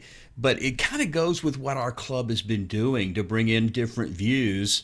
That even, all Christians don't agree with that view, or all atheists don't agree. We've had Sam Harris on the free will. We've had Jesus mythicists on there. Then we've had atheists who believe in historical Jesus, like Bart Ehrman. But we've done the same thing. We've had on the question of evolution. We brought in the atheist, Dr. Belinsky, who is a total atheist, but totally does not believe in evolution for X, Y, and Z reasons. And then we bring in the author of the Language of God, Francis Collins, who is unquestionably a Christian, but he's the head of the Human Genome Project, and certainly believes in common origin and evolution in any way that I think any atheist would probably, just about the same.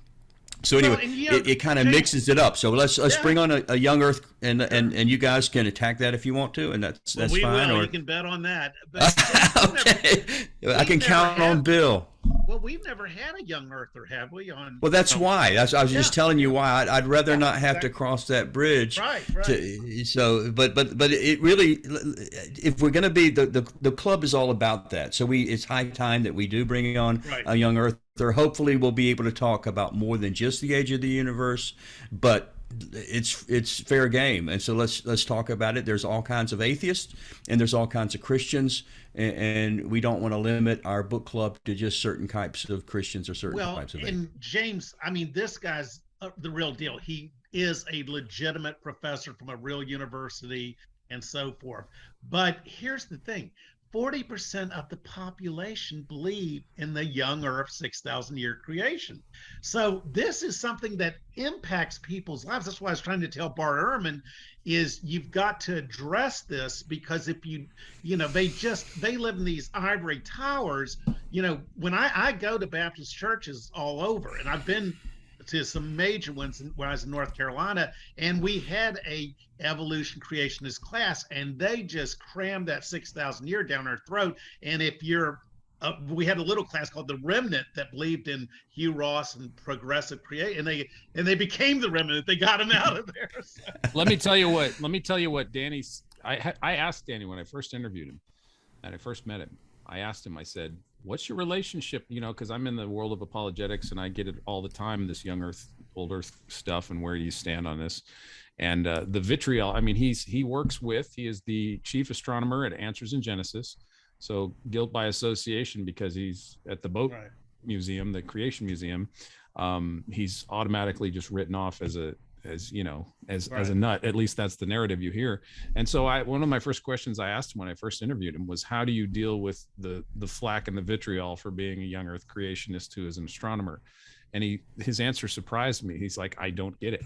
And it was in relation to his colleagues. He has, like I said, he's friends with Hugh Ross, but among the people in the circles in which he travels, he doesn't stay in an insular 6,000 year young Earth creationist bubble. He goes all over the country. He speaks at churches, he speaks at groups, and in a professional circle, he is with young Earth, old Earth astronomers, and secular astronomers, and he's well respected by his colleagues and peers. And he said this to me. He said, a young Earth perspective of astronomy in my field on the professional level is not as radical as you might think, simply because in astronomy and cosmology, you're allowed a little bit more leeway to have, what might be perceived as outlandish theories. So it's not the stereotype of a young Earth creationist in the field of astronomy and cosmology.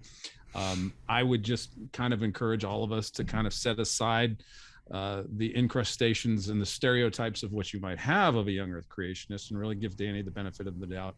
And I know you will. And if I didn't think you would, I would not have tried to invite him. But he is not a stereotypical. He is not what you would perceive as a young Earth creationist. He's so nice. He's so down to earth, and he's so very knowledgeable.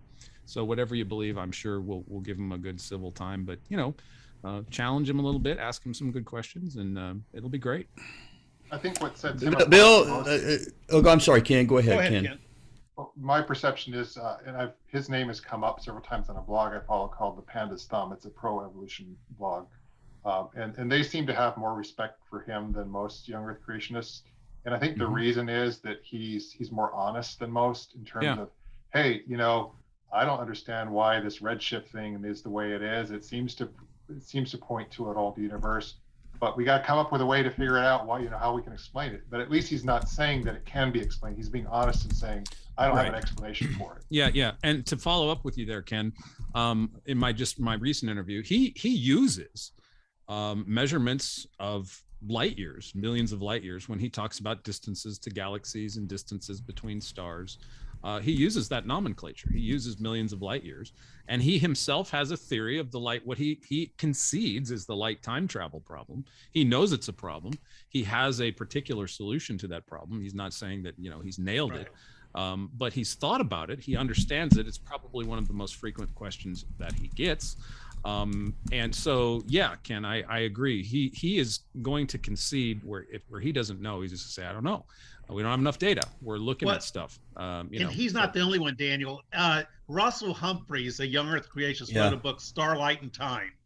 In the preface, Ken Ham, Mr. Answers in Genesis, says, the starlight problem is one of our most serious problems with young Earth creation. Yeah. Sure. And he says at the end of the book, he goes, man, I don't know if I have the answer. Maybe someone else can come up with the answer. Right. It's like he's being honest. Like Danny's short Danny, answer. Danny's short answer is, creation has miraculous one-time events in it, and so you might go, "Oh, really? Come on, Danny." But I mean, he's honest about it. He's not trying to rake over something, and try to make. He's so concessionary when it comes to things he knows and well, what he if doesn't you go know. to the conferences, like Jason Lau has his little theory where like goes real fast one way and real slow the other way, and at their own conferences they have different views on young Earth creationism and the starlight problem and so forth. Russell Humphreys believes in white hole cosmology, which Hugh Ross just tore apart. But so it's it's differences within the community. Yeah. Well, so, there's a couple of things that Bill's got coming up too. I wanted to kind of let you guys know about, so you can kind of be either amazed if you're an atheist or be in prayer if you're a Christian. But Bill is apparently. I hope this isn't releasing a secret, Bill. You didn't. Is it okay to talk about Alabama? Oh gosh, yeah. Okay. I should have. I didn't. I forgot to ask you ahead of time if I could say that. But tell us where you're going in Alabama. We've been watching Whacking Atheist, and it's so entertaining. Ken Hovind is the ultimate. He says evolution's stupid, and that we came from a period is the stupidest thing into which Alan just said. We came from a period, and everything in the universe came from that little. It's like, oh, you're way too. It's actually an atom. So we she booked us a reservation. You can go to Dinosaur Adventureland in Lenox, Alabama, and stay for free in one of the cabins. Just do a little work there. So we played frisbee golf with Jim in Hall, and Atheist Edge. And what Jim said was the young people have really taken, the young Christian people have taken to this frisbee golf. So I was going to tell, if I meet Kent Hovind, hey, do frisbee golf. You attract a lot of, do you really want to help him, Bill? I think I could help him a lot. Because no, but do you want to? I know that you could, but do you really want to? Because Ken Hovind has this great sense of humor. Oh, and what's so funny, he's having this back and forth with this British girl who's a Satanist, but she's just a sweet little, mousy little girl. One of the nicest Satanists you'll ever meet. Yes. Her name's Emma Thorne. And, she's just real cute. And he goes, Emma, don't do it. So, but what happens with these YouTubers is they get in a fight, and next thing you know, Emma Thorne is on top of the world because Eric's whacking her on Whacking Atheist. By the way, it's at 7:00 on Wednesdays, and it's just so funny. Go ahead. Wait, when are you going, Bill? March 23rd, 24th. I was going to. March 19th through the 20th. What do you think of Kent? You watch it every night, too. Yeah, it's fun. Yeah, okay. James, I'd like to request permission for time off to be in Alabama. You might need a chaperone. By the way, Ken, he's inviting all atheists to come then and speak. Yeah. Mark, summer equinox, spring equinox. Yeah. This is Kent Hovind. Yeah. Wow. Listen, I met Hovind, Kent. the taxi evader. Yes, I met Kent at his home in Pensacola 2 days after he got out of prison. And I'm friends with his son Eric, he's now very, very much estranged from Eric. But anyway, he said, "Hey, believe it or not, my dad finally got out of prison. Would you like to meet him?" And it was an adventure. It was sometime, and maybe not here on the book club, but I'll get with some of you guys and kind of talk about what that experience was like. But anyway. I don't know how Bill's going to fit in there.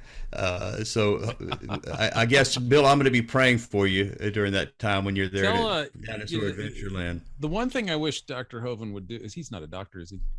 Kent? No. Yes, he is. He got his doctorate from Patriot University. Don't say that. Okay. It's a diploma mill. I wish he would have a camera on the people that are there.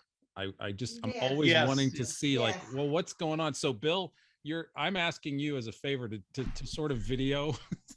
I want to see what the crowd looks like when he's talking. Get some hidden footage. Get some hidden secret footage. We'll get you a GoPro.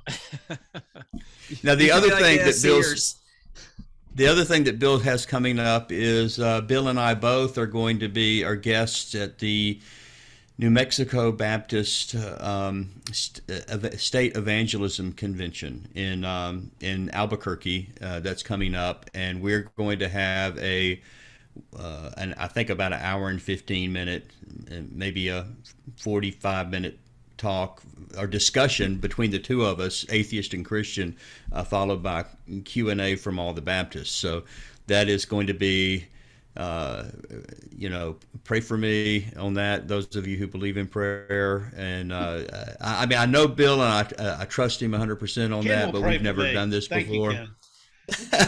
Ken will send out positive vibrations or whatever, arrange your brain chemicals to align, or maybe you need to get some training and a real missionary. But anyway, former missionary praying for me, that'd be great. But what we're trying to do is to be able to model or demonstrate how an atheist can have a conversation with a Christian conversation with an atheist without being at each other's throats or attacking, and that you can try to listen as well as hear, and just model that for the Baptists who are coming to find out. They all know atheists, or they have atheist friends, and so most of them don't want to be around them or don't want to talk to them. Along those lines, when I first started at Watchman 2 years ago, I had to go follow Brady and watch Brady do a little presentation, one of Watchman presentation at a small Baptist church. And they were super nice people. It was a small church, and we chatted afterwards with everybody, and everybody was really sweet. But I remember one of the ladies came up to me afterwards, an older lady, and she said, "I talked to an atheist once." Well, that's one more time than many Christians. Yeah, so they thought that atheists were some kind of aliens from. How do you? And I get a lot of reactions when I talk to people. What I do is, how do you talk to atheists? What is this? I mean, it's just so bizarre. The kind of overall general perception that a lot of people have about this, that have obviously never talked to anybody that is. It goes both directions, but my experience seeing it's harder for the Christians to talk to the atheists than vice versa. So that's all the more reason why we're grateful to you guys for putting this together and put up with us. We air our feelings, and they don't always coincide with yours. So Ken, I am sad when you are not with us. So there. So you have to always be here, because every time I think of a book, I'm the foil. I think of the foil. I'm like, I wonder if the reason. What would Ken say? Exactly. I wonder if the reason why it's easier for atheists to talk to Christians and Christians to talk to atheists is that a lot of atheists used to be Christians. Exactly. So that may help. They find it easier to talk to somebody because they do have a little bit of a common ground. And I think our atheist friends and atheists that I like to talk to think more about these things than a lot of Christians do. I mean, that's sad too, but that's what I find to be. Well, there was a survey that was done a few years ago that asked some basic questions about religion, about the Bible and the Quran I remember that. Yeah. And the ones that got the highest scores were atheists and agnostics, followed by Hindus, and then Christian evangelicals were quite far down the list. Yeah. Well, we hope we can improve that a little bit, at least in our niche. We've lost a number of people from earlier in the club, had to go other places, obviously. But is there anybody still left in the room that this is your first Atheist and Christian book club? I think Joel is here.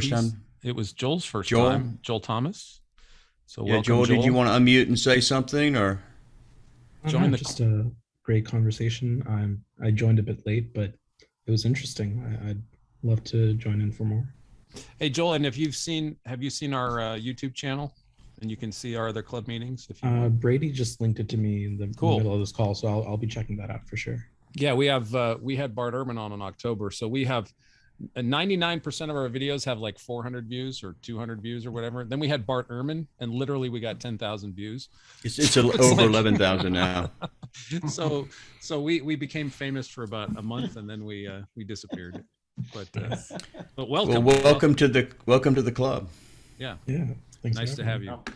Are you in the Texas area? Are you? Yeah. Oh, you are. Okay. So sometimes keep your eye out, because sometimes we have dinner at the office when we're not having coronavirus problems. Or ice. Yeah. In this case. So keep your eye out for meetings, because we will occasionally do live in person and have dinner. And those are my favorites, because I make dinner. Oh yeah.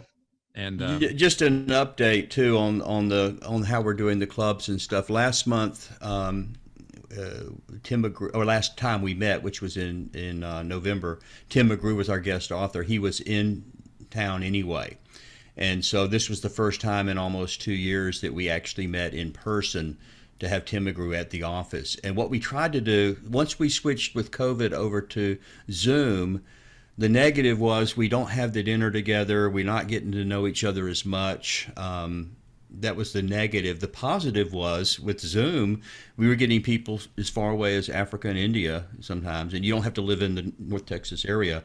So we tried to do a hybrid where we Zoomed it with multi-camera, and we made it too complicated, and we had all kind of technical issues. So I still think we want to do the in-persons, even if it's only 2 or 3 times, maybe 4 times a year. I think because that builds the relationships better. I think that we need that because if we go long enough without seeing face to face anybody, I think we're going to create issues and problems in the future.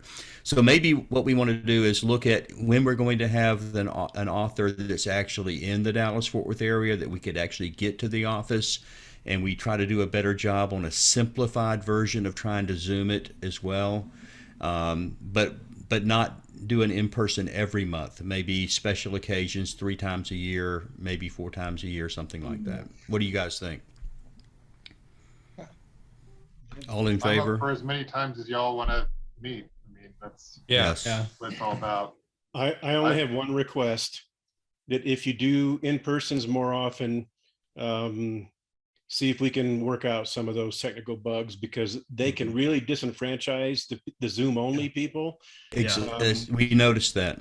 I found it frustrating to participate with the Tim McGrew. So yeah, if there's a way to try to work those out, maybe it worked. It worked before we started. I mean, we practiced it 2 days earlier, and it went flawlessly, and nothing worked correctly. Really typical. There's a demon in every technology, I think. That's interesting. Yeah. Well, I'd like to say that was the one where Bart Ehrman was speaking on the left side. No, that was the one with Tim McGrew. But Bart Ehrman, they had a video of Bart Ehrman at one point going accidentally. Oh yeah, we did show a rerun of the Bart Ehrmans because we wanted him to address that issue. Yes. Yeah, I really enjoyed that part. Did that? The technical. The technicals part of it was yeah. So we apologize for that. There was a huge delay. The audio was all messed up. Now the final video that Dan edited and fixed, it looks fine. It's on our atheistchristianbookclub.com. You can go there and watch it. But the live experience, was terrible, and everybody that was on the Zoom was having fits with it, and we apologize, Phil. Yeah, but the meatloaf and mashed potatoes were really good. Oh, fantastic! It's worth an actual plane ticket from Colorado to come down, Phil, if you want to do that. That's expensive meatloaf. I almost decided to drive down to Houston next week, and I could have stopped by and said hi, but one of my dear friends is Tim Stratton, Dr. Tim Stratton. Are you guys familiar? Yeah, I've met him before. Yeah, he's debating Dr. James White in Houston on the 11th of February. Oh, wow. And what's the topic? Is Molanism biblical? Oh no. Okay. Hey, I tell you what, I would not want to debate. I would not want to debate James White on if the sun was hot, even if he gave me a thermometer. He's just a great debater. Even if I'm right, I probably would not win the debate. Well, I've been coaching Tim on debating James White. So I've told him what all of James's little tricks and little strategies are. But anyway, I was hoping to make that a round trip trip so that I could go to the debate in Houston. I could stop in Dallas, Fort Worth, and I could stop in and maybe I'd give you a heads up about 5 minutes and come in and stop in and say hi. Then I was going to go up and see my daughter in Oklahoma and then drive back to Colorado. But I just don't think I can make it work. Oh, no. Well, maybe next time, though. So Okay, I would like to meet you in person. I have an editorial question, everybody. I've got to edit this video. Do I keep all of this after Dr. Lightman left? I All think this so. Behind the scenes extemporaneously. They can always just turn it off if it's not interesting. I'll Just do an put bunny editorial. filters on all of our faces. I'll just put cartoony things or something, or I'll just I'll put some fun music underneath and say Atheist Christian Book Club behind the scenes, and just kind of Atheist and Christian Book Club. Sometimes bloopers. people like that kind of thing. I could do bloopers. We don't have any Blooper reel. We could do a blooper reel. That's what I'll do. That's what I'll do. Well, guys, thanks again. And I may have had the wrong date up on the slide. I'm not sure. But our next book club is going to be March 3rd, 7 p.m. Texas time. Zoom only is what we're planning on again. And that's, of course, with Danny Faulconer. It's going to be our guest author. We will get it all up on the atheistchristianbookclub.com as well as our Facebook page, so you can get access to click and get the books. And then we will have, I think Daniel's working on picking out a good video alternative to the book if you don't have time. Let me just say that you can. We will have a video alternative, but if you just went to YouTube search engine and did Danny Faulconer, he's got stuff all over YouTube. So there's a ton of stuff. If you can't get the book, that you could probably get a good perspective on Danny's perspective just from the videos that are available. I just Googled them today, and there's plenty of stuff out there. There's a great stuff on John Ankerberg with Danny Faulconer, and Hugh Ross did a debate. It was over like 5 different days, so it's like several hours long. So so you really could get into Danny Faulconer, where he's coming from. Is it on YouTube? Yeah. It's on YouTube. You type in Hugh Ross, Danny Faulconer, or John Ankerberg. Should pop right up. Thanks, Susan. And also, Ken Daniels gave us a link that we might want to check out. He said there's chapters popping up all over the country, and it's called thedoubtersclub.com. The Doubters Club. Ken, is that both Christians and atheists? Very similar to what we're doing in our club. I don't think we necessarily have to use books every time, but it is a monthly meeting, and there's usually a founder in each location. There's a founding atheist and a founding Christian. The main founder overall was a Christian, so or is a Christian. So, yeah. Well, thanks for sharing that with us. I heard about it just recently on the Unbelievable podcast, which is the same way, as it turns out, I heard about this club. So, That's right. That's right. And I just want to tell everybody real quick that my little shameless plug of my book was actually a joke. So I hope nobody took that seriously. I didn't mean to. Oh, we were about to mute you, Phil. I know, you should. Hey, Phil, I was trying to set you up for that, for the slam dunk. I was trying to assist you there, and it just didn't work that well. I didn't know that this was only an hour and a half, so I felt like we did. None of us did. Only Daniel. He forgot to tell the rest of it. It was a surprise to me too. Because I felt like I was kind of stepping on Alan's toes near the end there, and I feel terrible about that. So I just, as soon as he said it, I'm like, it's okay, Dan. It's better than the guest that I got for this month, so it all works out. Okay, well, I figured the high caliber of the guest would be my penance for forgetting it was only 90 minutes. But don't make the mistake of thinking, Phil, that your question was the one that made him leave early, because he had told us that a month ago, he told me that. Oh, he told Daniel, and we didn't all get the message. You hadn't said that. I'm so disappointed. I wanted my question to be the one that made him leave. Well, I will say, for make people leave, I was really impressed with his ability to be comfortable with being silent in front of a group of people. That was really impressive. I like that he was really trying to think through the question and get the best answer, or the more articulate way of giving the answer, rather than just bouncing off the top of his head. But some of the questions, I mean, it is clear. And Phil, yours were one of them. But was it Susan's? I can't remember who the other one was, but Mike's. Basically, there was a long silence there. He obviously was thinking, and he said that at the very end, that he appreciated that it did help him to think or make him think. So I actually think he was good honest job when all he the way said around. when he said he learned something. I think he was genuinely honest about that.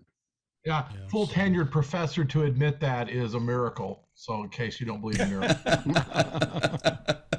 Well, this is part of what makes Lightman so unique. Accessible. Is he's not just a physicist. He's a poet, and you should see when you go search around on his stuff the people that love his fiction, his novels, and he is really, like I said, a Renaissance man who kind of breaks the mold of you're going to be this way or you're going to be that way. He brings them all together. He doesn't compartmentalize everything. I like that about him. And that it was, I'll tell you just the backstory of, I got this book just as recreational reading for myself. Didn't know anything about Alan Lightman. Don't know why. I've never heard of him before. So I bought the book out of complete curiosity and the title, and it just looked really cool. And then I'm like reading this, and this would be a great book for the Atheist Book Club, for a book club. And then I'm like, well, how do I get a hold of him? And I went to his website at MIT, and he has no email. I'm like, oh. So I'm gonna have to go through his publicist, but then he says then he has a number. It's his office in MIT that you could call. I'm like, well, I'll call it, and I left a message, and I'm like, I'm never gonna hear from him again, or I'm never gonna hear from him. And like literally like the next day, hi Daniel, this is Dr. Alan Lightman from MIT. Now, Ken Daniels, Ken, you knew him already, didn't you? I'd heard his name, but I honestly wasn't familiar with him to any real extent. Yeah. But yeah, I was pleasantly surprised. A true polymath, and just somebody that got under my radar somehow, but very thoughtful, very thoughtful individual. I'm surprised What did he you had guys never think? heard of Ross, since they were both at Caltech at the same time. So maybe if you said Dr. Hugh Ross, I think he probably has run into him before. You would have had to. He said he Anyway, didn't know him. Oh, that's right. You did say that. Yeah. Yeah. It'd be fun to have Danny Faulconer and Hugh Ross show up together in our club. And Oh gosh. let's Yeah. go at Well, it. I'm friends with Hugh Ross, and I was thinking about should I ask him, but no. Wow. I put a link to the Danny Faulconer Hugh Ross debate that Sentinel Apologetics put together real nice in a one stream thing. So I put that in the chat. What's Susan, funny I don't know if you knew this or not, but Hugh Ross' Improbable Planet was the first book that we did at the book club. And I went to see if I could get him on. What we were doing back then is, instead of live, is we would have the club members ask questions, and we would do a Skype interview with those questions. Then we would then present those at the book club. And I went to see if I had contact information. I still had his cell phone number from when he helped me 10 years to the day on a book project I was working on this thing called The Secret, and he was so helpful to me. He still remembered me 10 years later, and immediately helped out on the book club, even though it was just an idea at that time that Bill and I had, and he did a great job in the interview and was very encouraging to us. And I love Hugh Ross. Yeah, I went and He's visited amazing. him in California when I was into this creation evolution thing, and he gave me a video. Nicest guy you ever want to meet. And what's funny about Hugh Ross, when he speaks, it sounds like it's coming from Mount Sinai. I mean, the guy just has this soft, deliberate way about him, but it's very effective, don't you think, James? Oh yeah, he's just really good, and he's kind of like, apparently like Danny Faulconer in the sense that he can talk about it dispassionately and articulately, and I really appreciate that about him. But what I liked about him is, here a guy he never knew, had 10 years earlier went out of his way to pull together a team of people to do a conference call with me that became basically a whole chapter of the book I was working on. and he didn't know me. And then 10 years later, I told him about the book club. It's just an idea. And he says, yes, I'll wipe my schedule free. I'll put it on my calendar. I will help you on this. And he's just that kind of guy. Well, Alan's kind of similar, and he has that deliberate, profound sort of way about him. But let me tell you, his little friend Jenna, and James said, now, Bill, watch the video. She kind of fawns over him, and I'm going, fawn over him. It's like he walks on water to her. And this girl's not just some YouTube sycophant. She is a PhD in her own right in physics. And what's her last name? Jenna, whatever.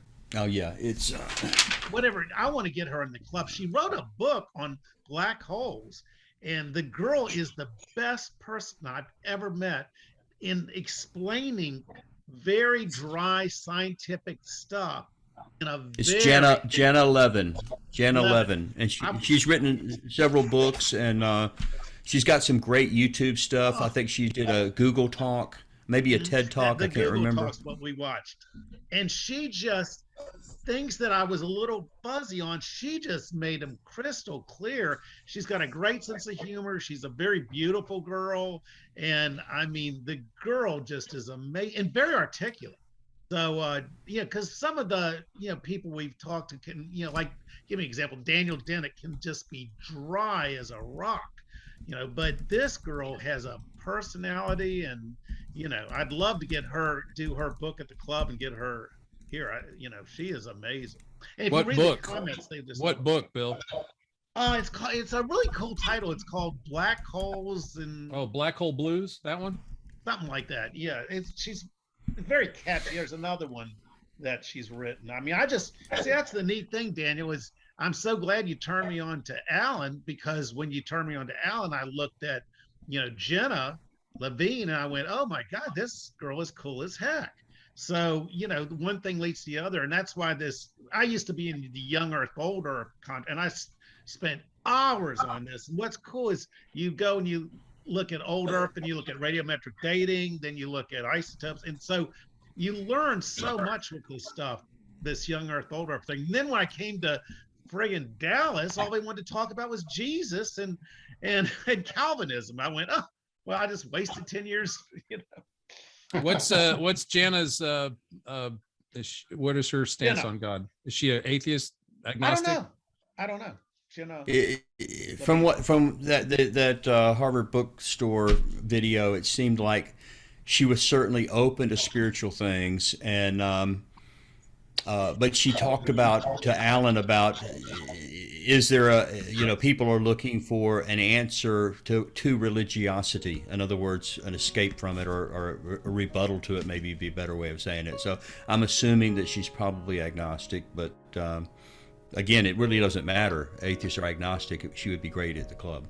Yeah. Or Christian. I'll get her. Yeah. I'll get her. Okay, well, again, I want to thank everybody for being here. Now we ended up being overtime after all that.